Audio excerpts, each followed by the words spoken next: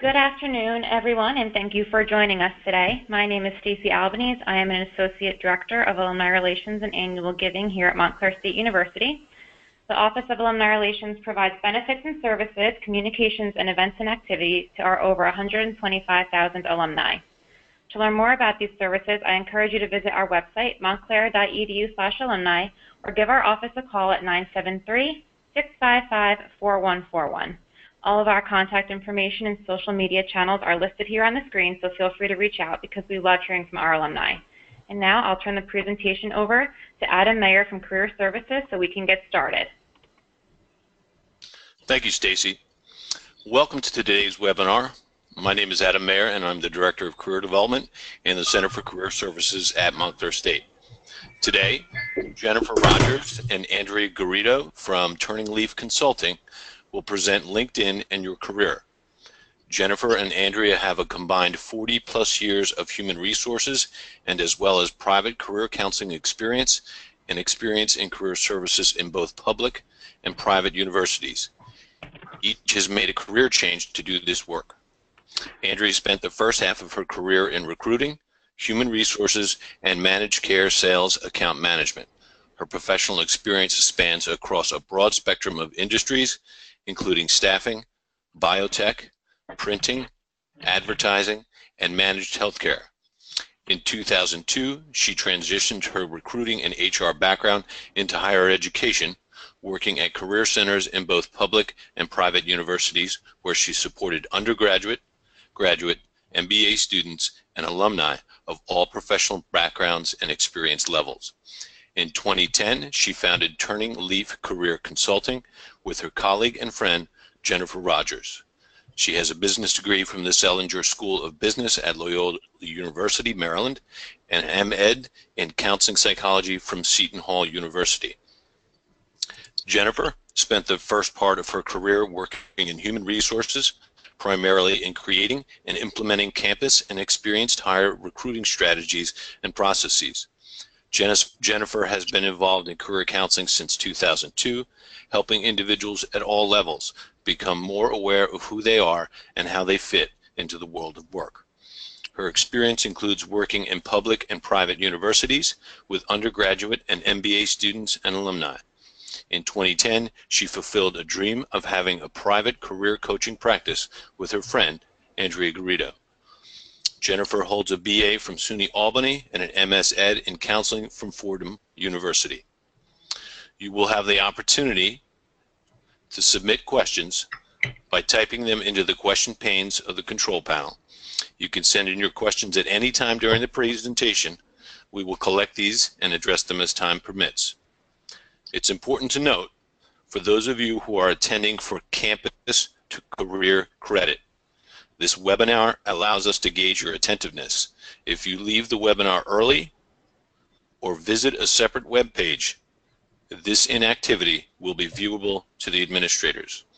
So let's begin the webinar proper, and we'll hand it over to both Jen and Andrea. Thank you, Adam. Thank you so much, Adam, for a great intro. My name is Andrea. And I'm Jen.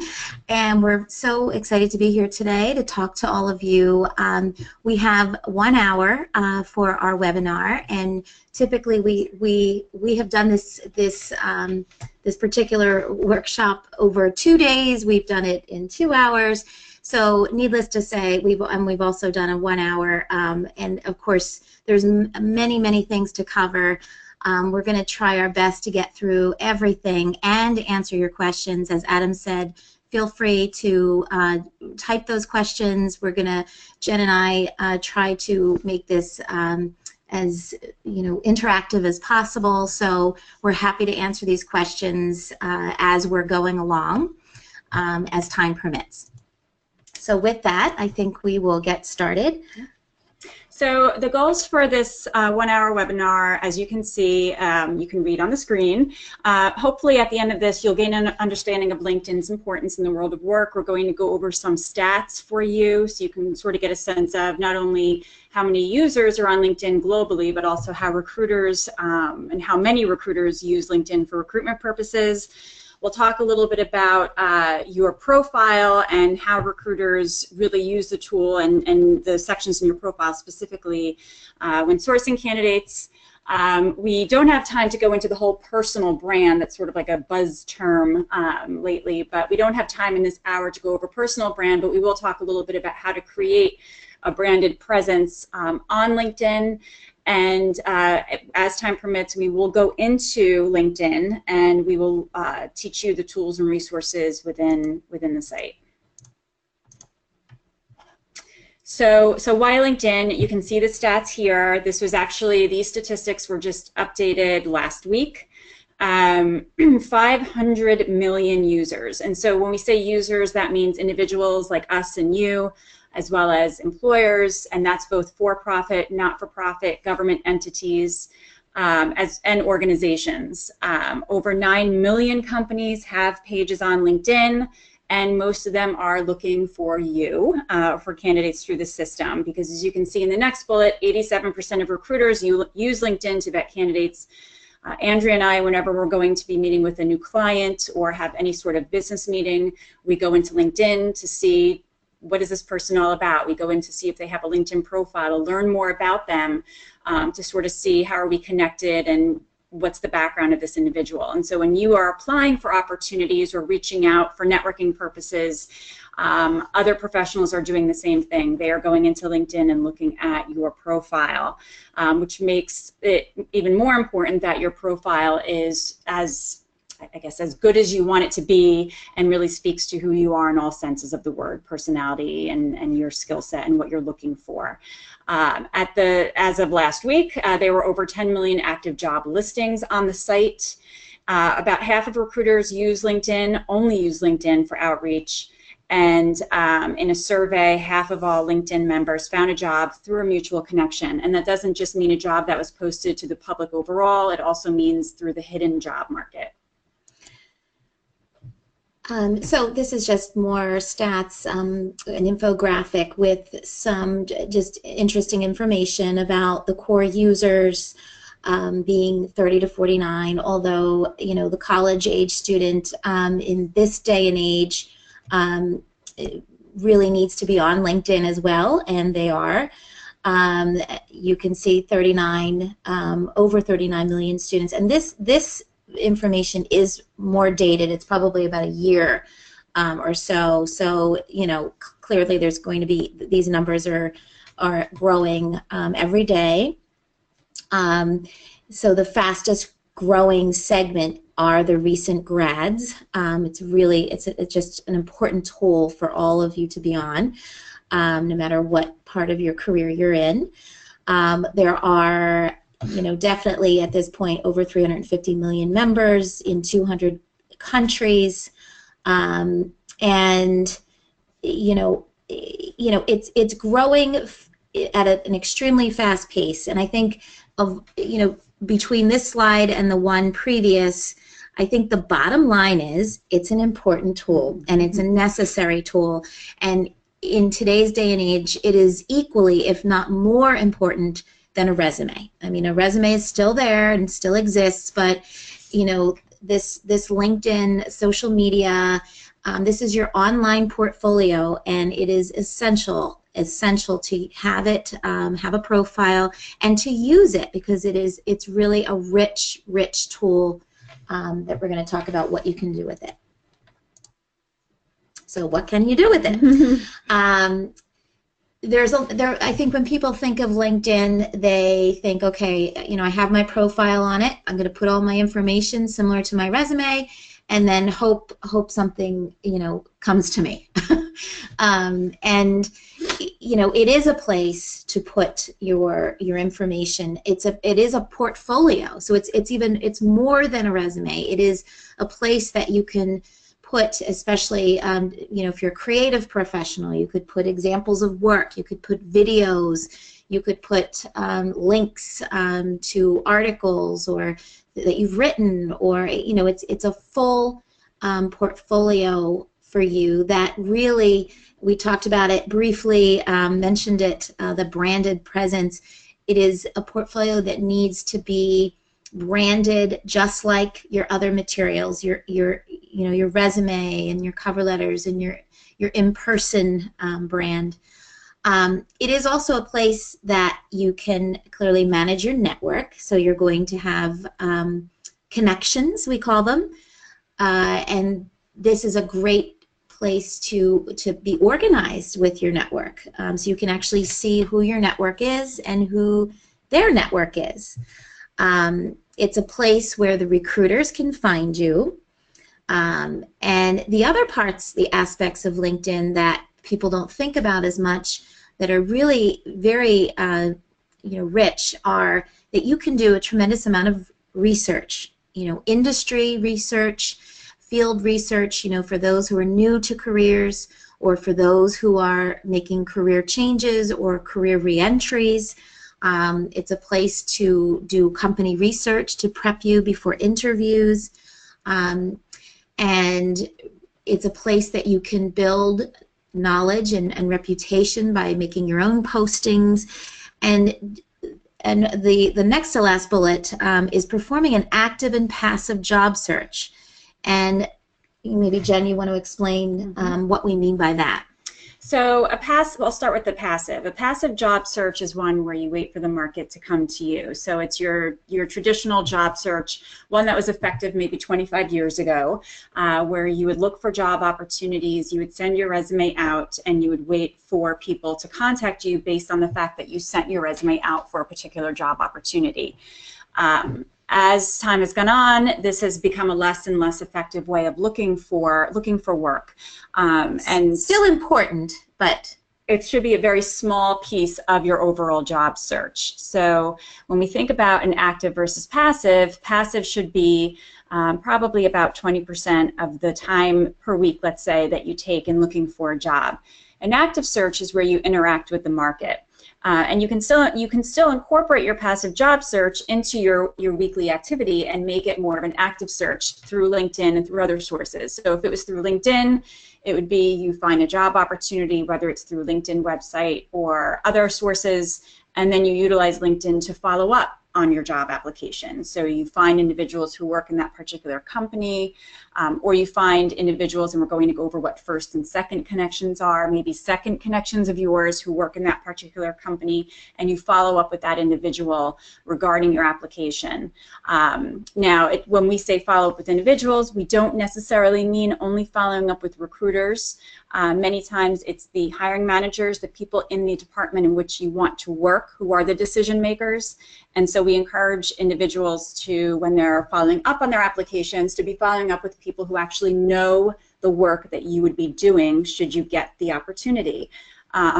Recruiters don't necessarily always know the ins and outs of each job opportunity. They only see the job description, and many times it's the person who you'll be working with or for who really knows what it is that it takes to be successful in the role, and when they see your application, they can really say, okay, this is the individual who I want to meet with for the interview.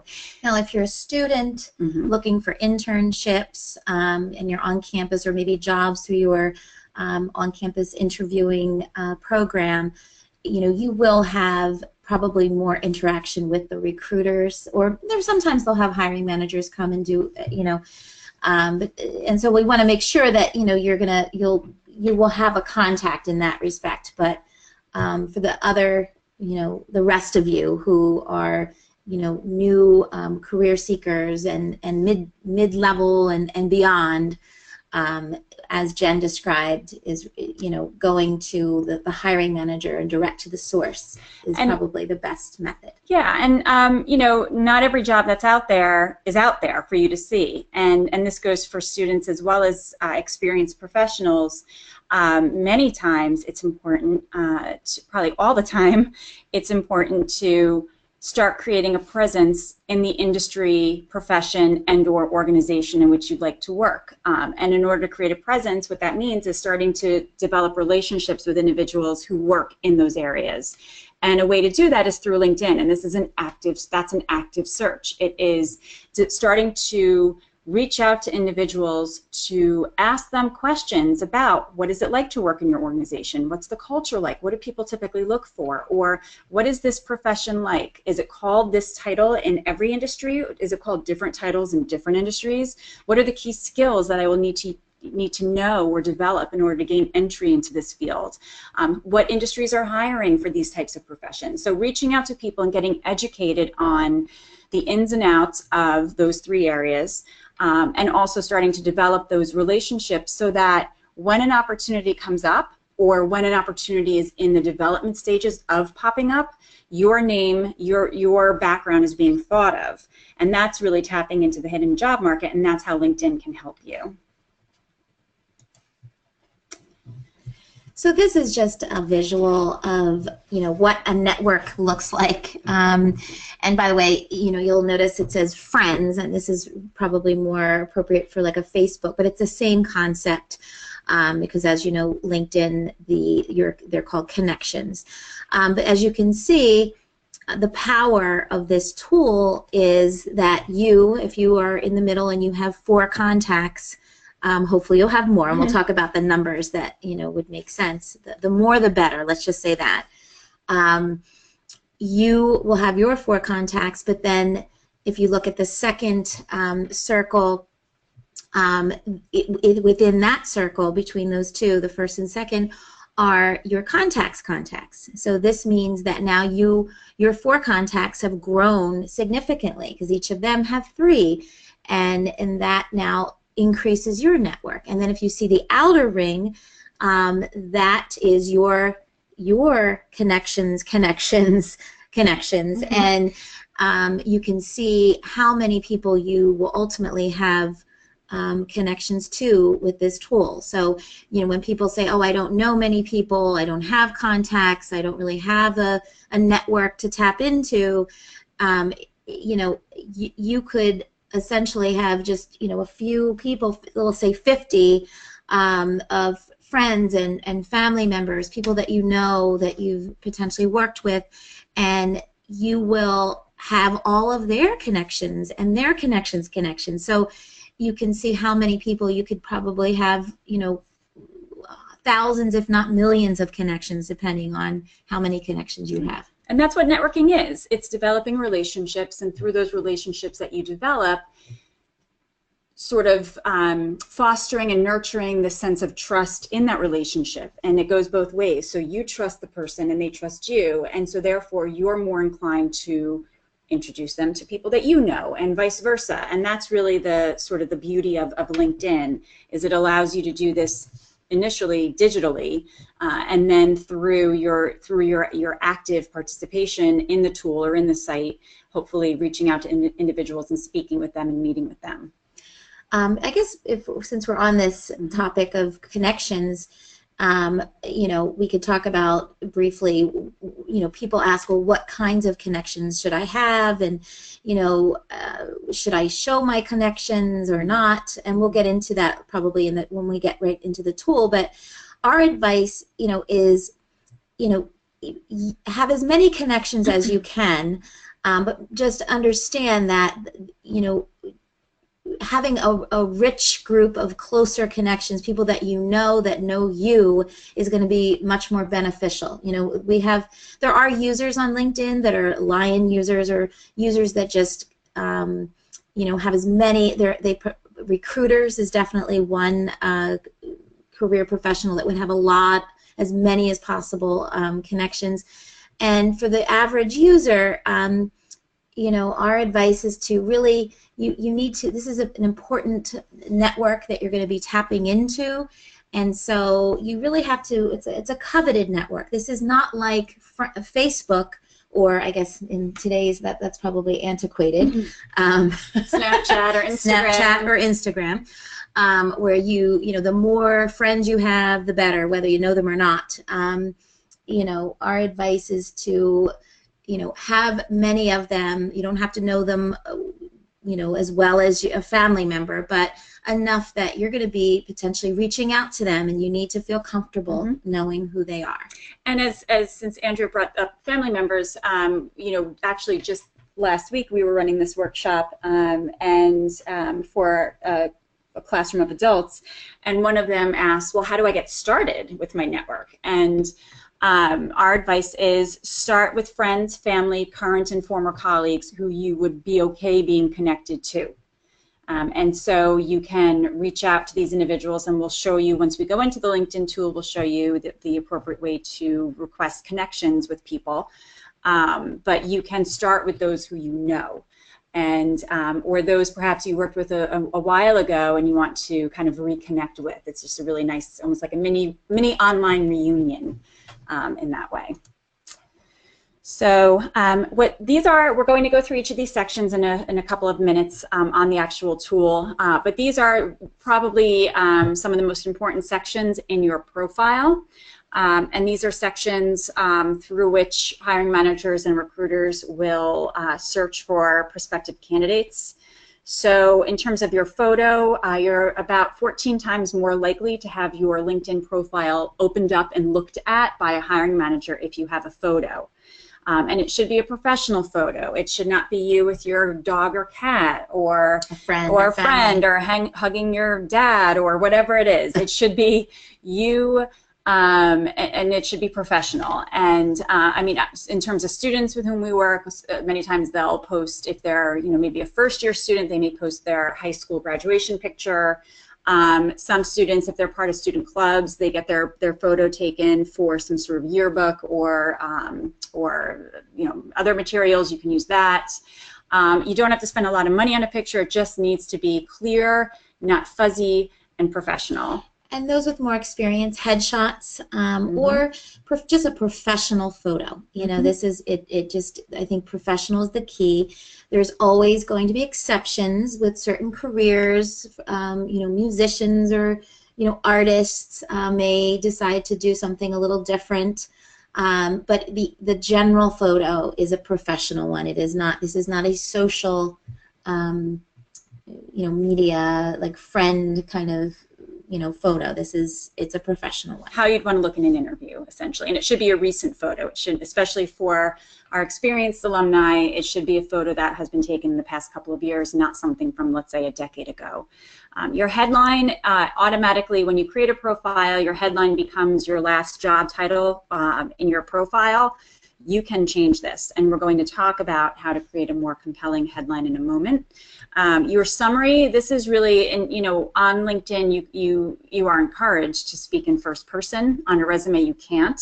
You shouldn't. And so in your summary, you have all of this amazing real estate to describe who you are, what people have said about you, what you have to offer someone, what really gets you excited in terms of work, what are your key skills, and how have you used them in your achievements. And so we'll show you some, in a couple slides later, we have some examples of summaries.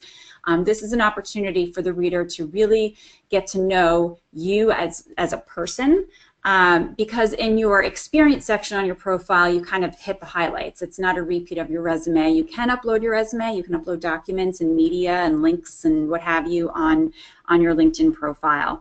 You do want your summary to be keyword rich as it pertains to the profession, company, industry that or major that you're pursuing. And the keywords that you would use could be taken from your own research, whether it's research talking to people, through your classes, through your own personal experience, and through looking at other people's profiles who do work that you do or that you would like to do. And it's keyword rich in terms of how, you want it to be truthful. So you're only going to use those buzzwords and keywords that are appropriate for your own experience. And then, of course, you're going to put your experience titles and descriptions, and we'll go over that in more detail in a moment. So, so in terms of, there are two questions. So we're looking at the questions. So one question is, when recruiters offer you a job first through LinkedIn, does that mean that the job won't be as great as for you requesting a job? Well, recruiters don't offer you a job without interviewing you first. If recruiters are reaching out to you about job opportunities, that's certainly something that you can look into and investigate. And just because you go on an interview for a job doesn't mean you have to take it.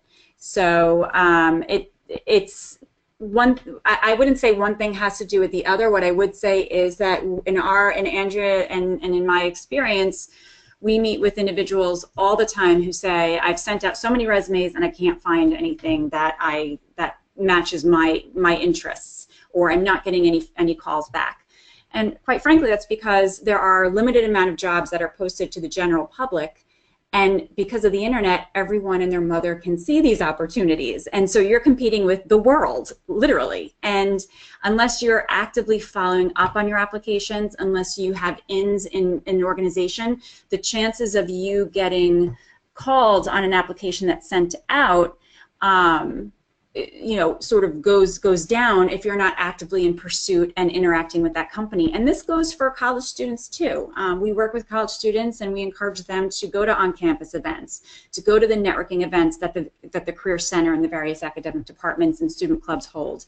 We hear from recruiters all the time that the way that they sort of weed through all these interested students and the great candidates that they have is by getting to know faces and seeing these students over and over again. So one thing doesn't really have to do with the other. The second question is from Mohammed. Is it good to put the core classes you took? Because as a graduating college student, I do not have as much experience with career, but I do not want my profile to look empty. So that's a great question, and yes, list classes you took. You also want to list projects. In LinkedIn, there's a section for project work. And so you can describe the projects that you've been involved with on campus as though they were a job, and you can also highlight your volunteer experience, your extracurricular experience. There are many things that as a student you're involved in and have the opportunity to experience that are just as helpful, certainly internships, that are just as marketable as work experience. Yes, and if you are in college right now and do not have an internship, we would highly encourage you to get one or more before you graduate, because this is what is going to be your, on your profile, and it's going to help you build your profile and your resume. But there are other things you can put on, as Jen said. The next question: should you link other social media such as Twitter and Instagram to your LinkedIn? That's a tricky question, because it really depends on what you have posted in your social media. It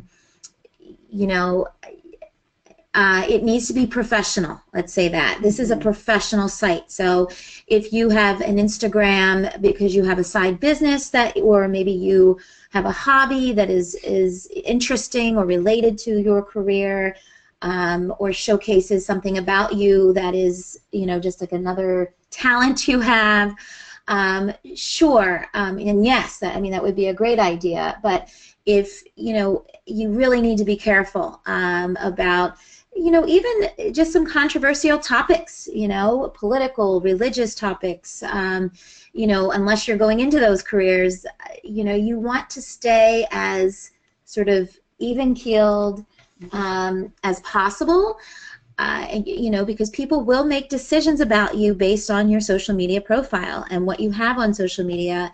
They're going to make judgments about you depending on your interests, and you need to put that aside. Be careful about what you post. Be careful about what your friends are posting. That's right. And that's actually a great point.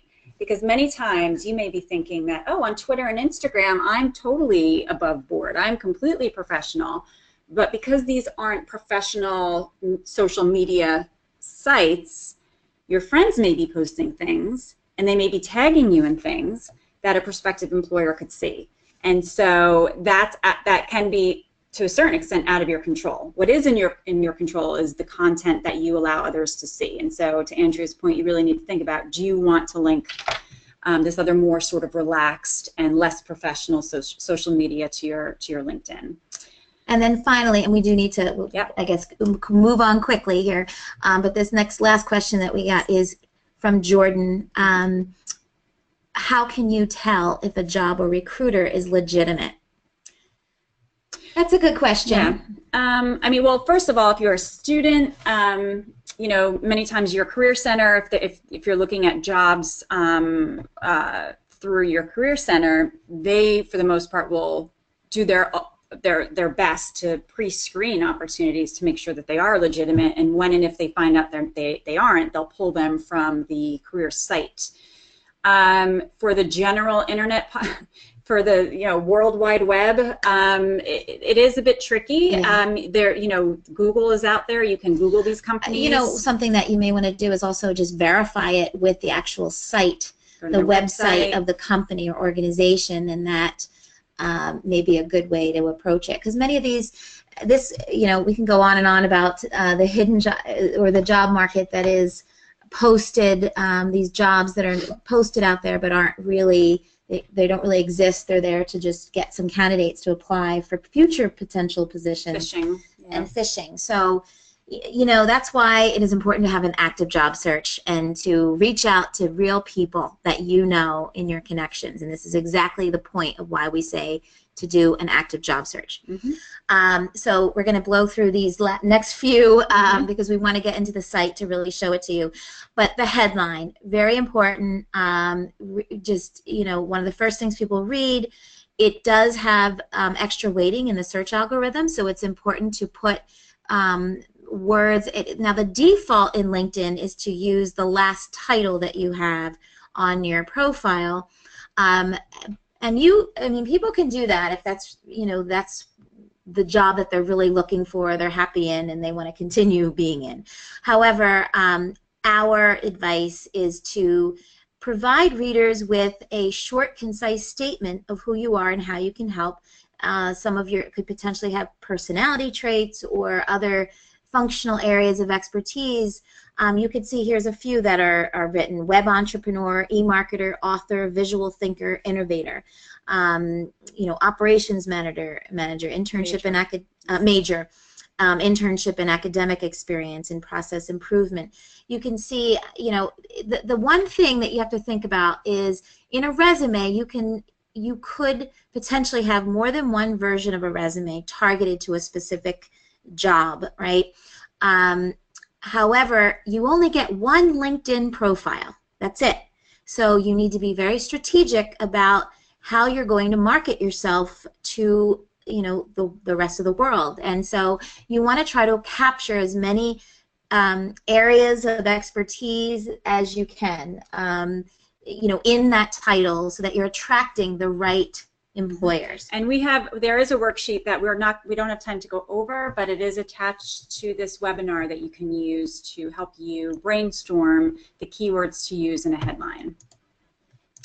Okay. So the summary, we talked about it a little bit earlier. It is similar for those of you who are postgraduate. It is similar to a profile or summary section in your resume.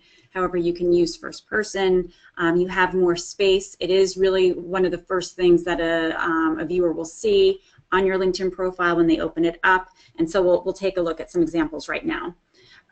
So as you can see, these summary examples are in first person. Some of them are, and not all. If you go through other people's profiles, you won't see all of them in first person. What you will also see is that there are individuals who do not take advantage of the summary section on LinkedIn, which is a shame, because this is really what allows you to differentiate yourself, populate it with various keywords and buzzwords that recruiters are using when they're searching profiles in LinkedIn. It really gives you a lot of space to highlight things that you've done in your life that perhaps aren't necessarily instantly viewable in your LinkedIn profile, because perhaps it's more towards the bottom of your profile, or you just really haven't gotten into detail in your profile. You can get into detail on this in your summary. You can, in each section of your profile, which will show you, you can upload media and links so that individuals can see what you've done. So this is just another example. You can have bullets here, specialty areas. And the last one we put in here is for students at college. I'm a junior, my major, and then this student talks about their work interests and what they've gained and accomplished through being a student. As you can see, there's really no one single way to write a summary. We just encourage that you use this space to brand yourself as much as possible. This is also a fabulous place for a career changer to explain themselves, or a career re-enterer, maybe to even explain a gap. So it's just use it. So now we're into Jen's LinkedIn, and we. This is so we just logged in, and when you log into LinkedIn, this is the first page that you see. This is your home page. It's like your feed in Facebook, but it should be all professional. So it's not posts about what a great meal you just had, or how tired you are, or how mad you are about this person who didn't do something. This is these are updates on people through your network, as well as ads. People through your network who are posting articles related to business, related to their career interests, and also to update on what they're doing career-wise. I'm going to now go into my profile. Okay.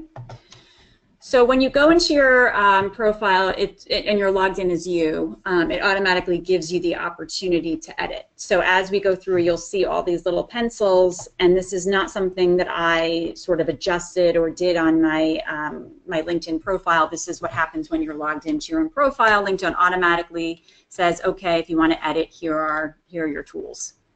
So you can see, you know, the top portion is the name, the heading that we just talked about. It also pulls from, you know, your last entry or one that you choose for your employment, and your college or educational section.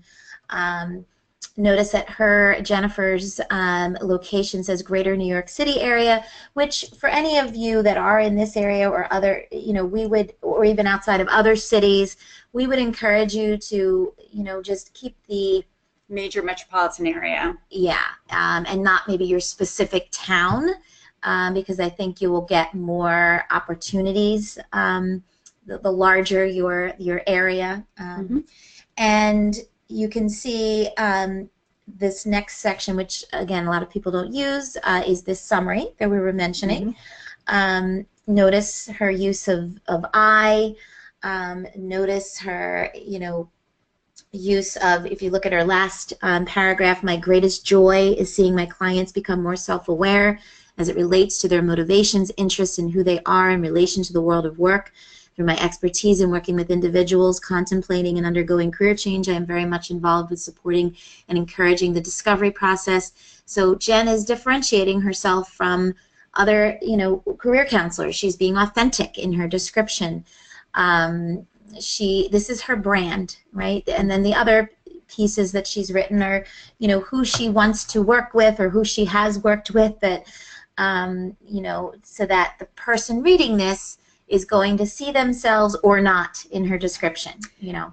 And then here to the right, you can adjust your sort of contact information and settings. And so you do want to make sure that the email address that you want to use is in here, and so you also want to make sure that you shorten your profile URL for LinkedIn. When you create a LinkedIn account, it automatically will give you a series of letters and numbers. Your LinkedIn profile is something that you want to put on your resume, perhaps in your signature line on in an email, on a business card, and you want it to be short and concise. So I changed mine to have an ending of Jen Rogers. The first linkedin.com/in/ will always be there, but you do want to shorten it. And you can put, mine is Andrea Garrido Careers. I think another Andrea Garrido was taken. So something that differentiates you, because this is, as Jen said, it's going to be something that is put on either a business card or your top of your resume. And you want it to be easily remembered. And every time you go to create an update or add something into your profile, you're going to get this question, share profile changes. So what's going to happen is if you move this to yes, when you make a change, your network will be updated that you made a change to your profile. So if you're actively working on your profile, we recommend you do not update your network. However, once you're happy with your profile and then you sort of sporadically add information based on an accomplishment or a new job or an internship, or you're adding some skills or what have you, then yes, update your network so they can share in your achievements. Okay. All right. So it looks like we have a question.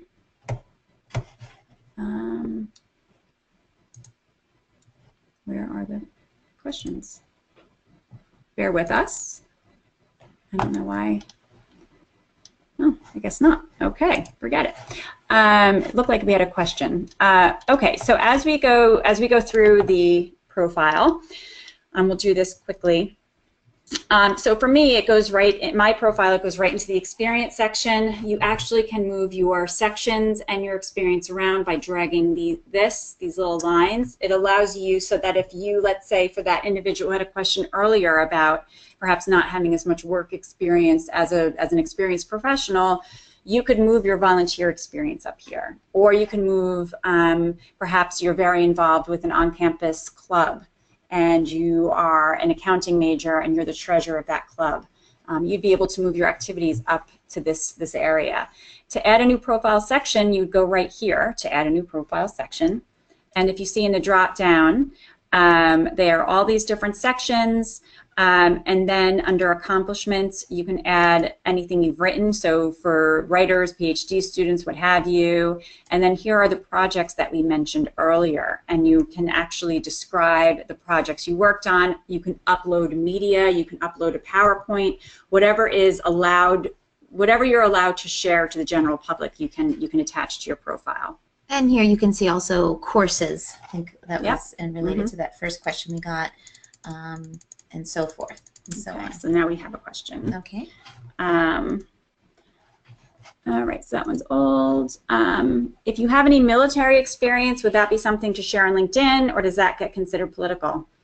I always, I mean, that actually, military experience, we always encourage people to put it on there, and that tends to be sort of a source right for achievements, because typically when you're in the military, you're kind of thrust into these leadership roles that you wouldn't ordinarily have the opportunity to be in.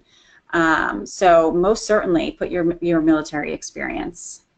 Okay, so thank you for that question. It's a good one. Okay, so as you can see, different experiences, logos, those automatically come up when there's a presence of that organization on LinkedIn. Mm-hmm. So now we go into skills and endorsements. This is a section that is very important because it is one that weighs heavy in a search result for recruiters and hiring managers when they're searching people through LinkedIn. You actually add the skills in here, and then you get endorsed by others. So in terms of skills, you can have up to 50 that you add. I have about 30-something. And you can either, when you add a new skill, and we'll show you, you can either type in your skill. So perhaps I'm going to put presentation, caps are on, presentations, and you can see it's just populating with all these different key terms for presentations. If the skill that you want to put in there is not in LinkedIn's database, you can just add it. And then what you do is you can actually ask your network, people you're connected to endorse you for a skill. And that's what these numbers are. These numbers are people who have said, yes, Jennifer knows these skills well. And then LinkedIn will also, send options for you to endorse. Mm-hmm. And so many of your endorsements will be from people who were, what is the word here? Well, so some endorsements are from people who you know well. Some endorsements may be from people who you sort of met at a conference and you exchanged business cards and you decided to connect with each other. So it will be pushed out to you by that's what I was looking for by the LinkedIn. By the site, yeah.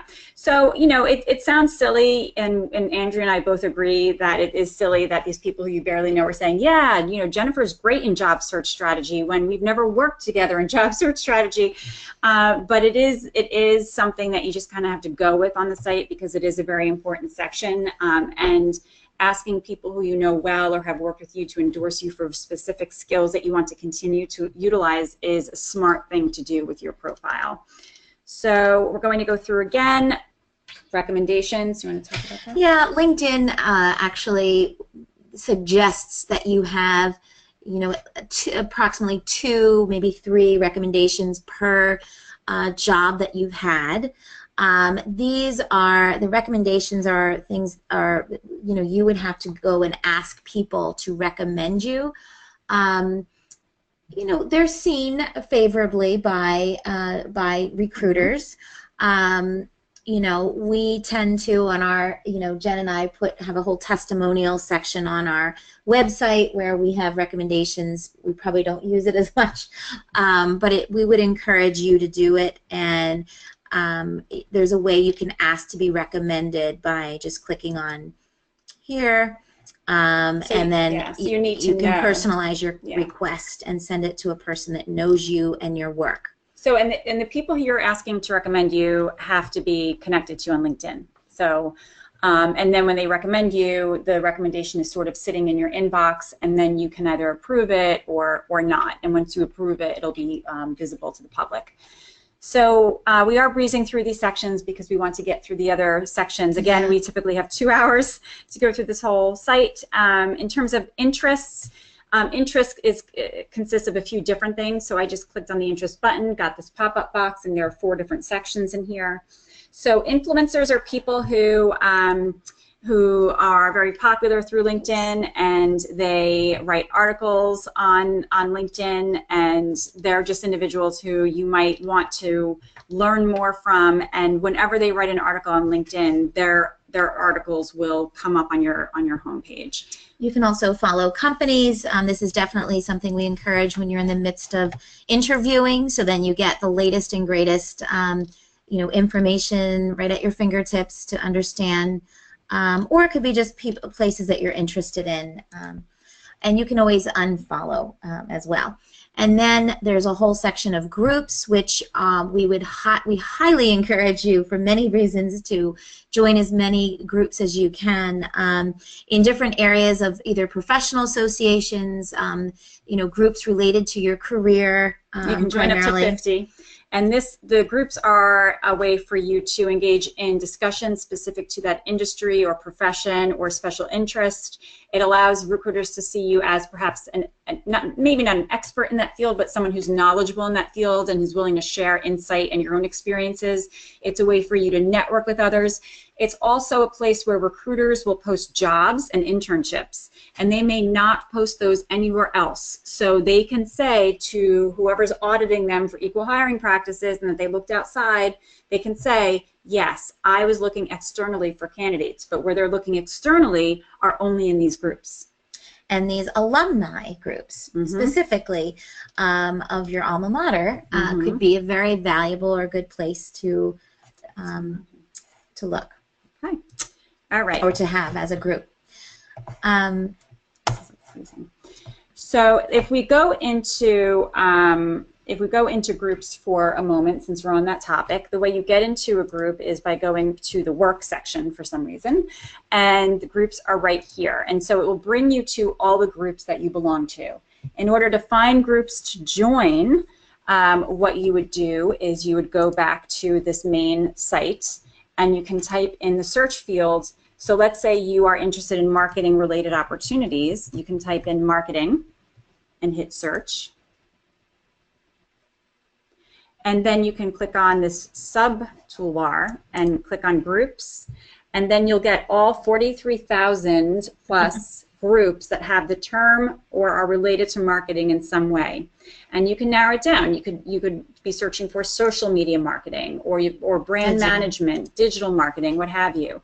And in order to join a group, what you would do is you click on the name of the group. This one has over 1 million members, so that's 1 million people who you could potentially be networking with, and you can ask to join. Some groups are open, they'll let you join right away. Some groups will have a sort of holding period where the group manager will need to look at your profile, and other groups are closed only to members of that particular company or, let's say, paying organization. So it just really depends. In terms of groups, we'll go back to that in a moment. But how you can use groups for your own purposes. If we go back to our search bar, and let's say you're looking to explore careers in digital marketing. Okay, so we're going to type in that term and we're going to hit the search bar. And then what we're going to do is we're going to look for people who work in digital marketing. And you can always narrow people down. And so this is a way to, we talked about reaching out to people in your network, either your first connections, the people you're directly connected to, or your second connections, people who you're connected to, who they're connected to. You can search for people in this way, and you can ask for meeting requests. Do never ask someone to connect with you if you don't know them. Mm-hmm. When you first reach out to someone via LinkedIn, it's typically for an informational or exploratory conversation. The only time you would ask someone to connect with you directly is if you've had some sort of interaction with them in the past or more recently. However, let's look at individuals who work in digital marketing in Google. Let's just do Google, just for the heck of it. And this person is in the greater New York City area. He's a digital media and marketing strategist. We look at his profile. He has a nice picture. We see where he went to school. Here's his nice summary. It's pretty short, but it says he's award-winning. He talks a little bit about his experience. I want to go down to his interests, though. And we can see what groups he belongs to. And then we can try to join some of the similar groups that he belongs to. And now what I can do is I see he belongs to the digital marketing group. I can join that group. I can request to join that group, and I can search for Douglas Wisen by his first name, by his name. And in that group, I can then message him. And you get 15 emails through your groups per month. So what that means is, if we go back to my groups, and this is for a non-paid account. Non-paid. So let's say I'm not connected to Andrea. Let's say Andrea and I are not connected, but I ran through, I want to know more about career counseling, and I do a search, and Andrea's profile comes up. And I do what I just did with the other gentleman. I go into Andrea's interests, and I see that she is a part of the Society for Human Resource Management group, and I request to join. I can go click on the members, and now I remember her name. Her name is Andrea, so now I want to talk to her. And I can type in Andrea Garrido.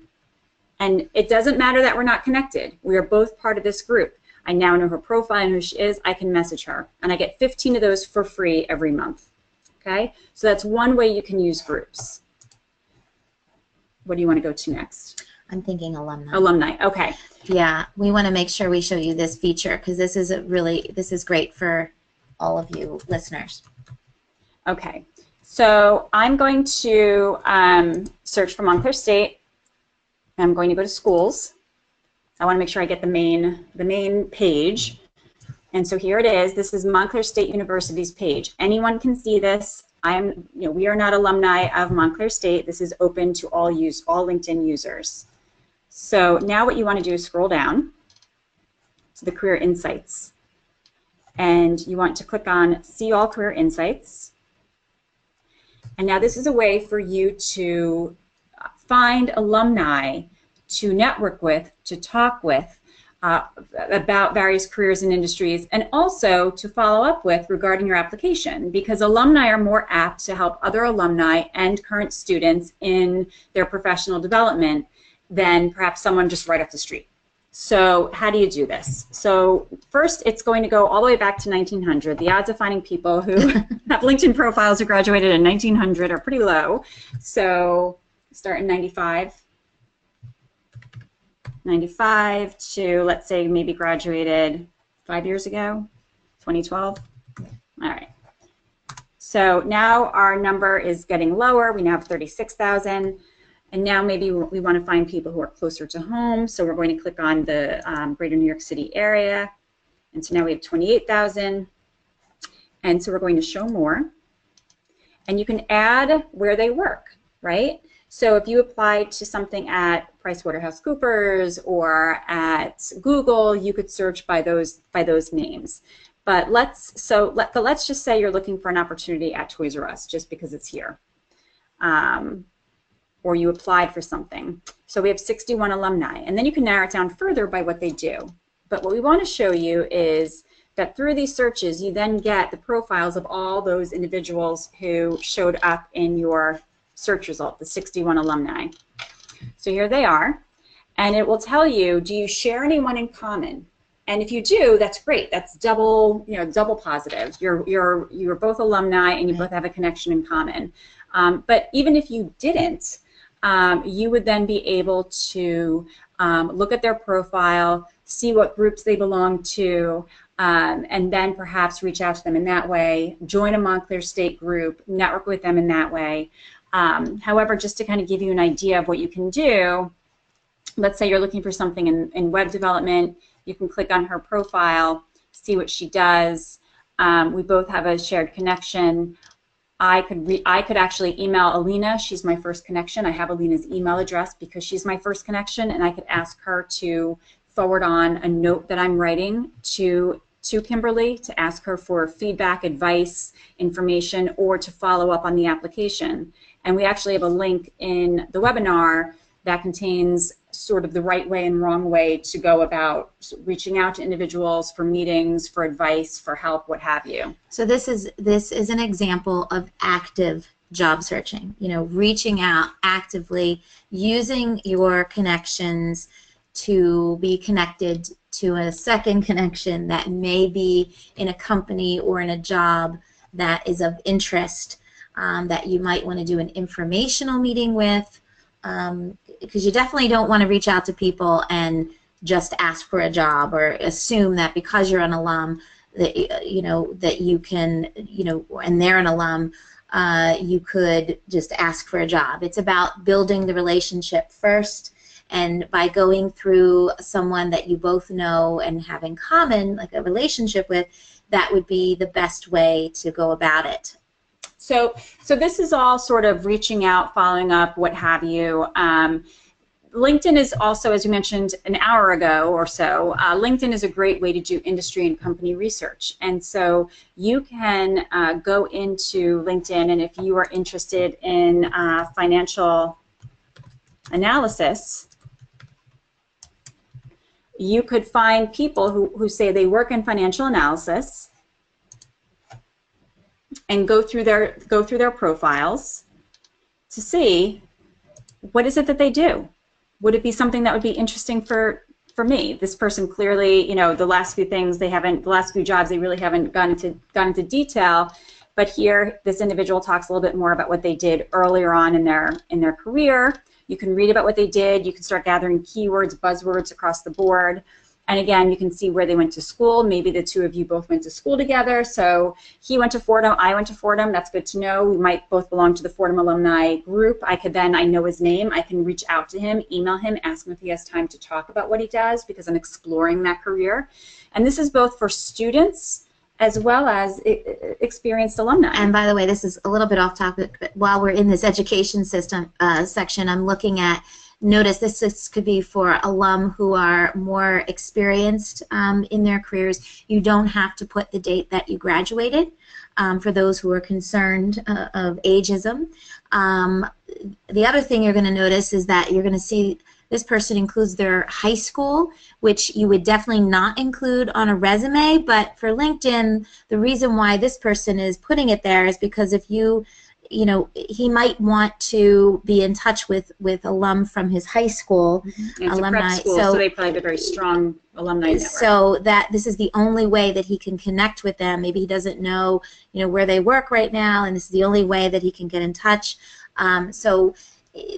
Even with employment, you can go further back on LinkedIn than you can in a resume for those of you with more experience. So this is a question we get all the time. Is it beneficial to have a paid plan? LinkedIn does have 30-day free trials. You can do a 30-day free trial and see. Andrea and I, we don't go into, there's typically a chart that you can go into to see what benefits you get, whether you pay or don't pay. We have never paid for LinkedIn, and we have been on LinkedIn since the site started.